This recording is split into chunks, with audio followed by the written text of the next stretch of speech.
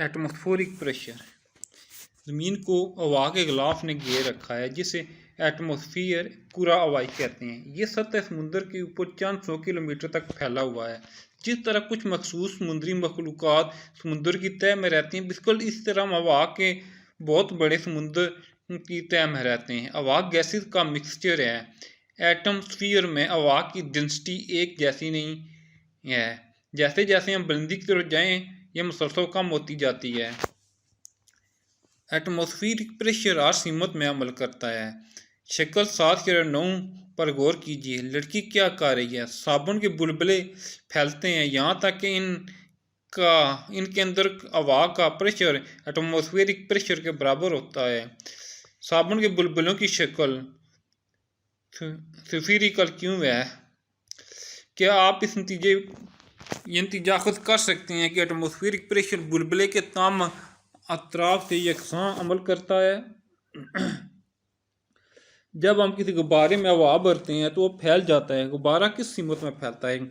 ये हकीकत है कि एटमॉस्फेयर प्रेशर डालता है और एक सादा तजर्बे से बयान किया जा सकता है। तजर्बा एक्सपेरिमेंट।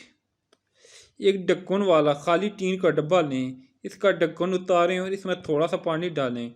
इसे आग के ऊपर रखें और इंतज़ार करें जब तक कि पानी उबल जाए और फिर भाप डाल डब्बे में मौजूद हवा को बाहर निकाल दें। इसे आग से उतारें। डब्बे को ढक्कन लगाकर मजबूती से बंद कर लें। अब इसे नलके के पानी के नीचे रखें। डब्बा एटमॉस्फेरिक प्रेशर की वजह से पिचक जाएगा। जब डब्बे को नलके के पानी से ठंडा किया जाता है तो इसके अंदर मौजूद भाप मुतमिन हो जाती है। भाप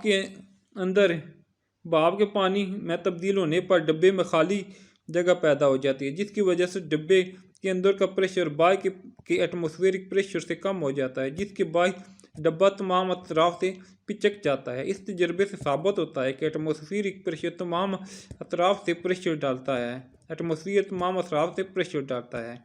इस हकीकत को प्लास्टिक की खाली बोतल से हवा बाहर खींचने पर पिचकने के अमल से मुज़ाहरा भी दिखाया जा सकता है।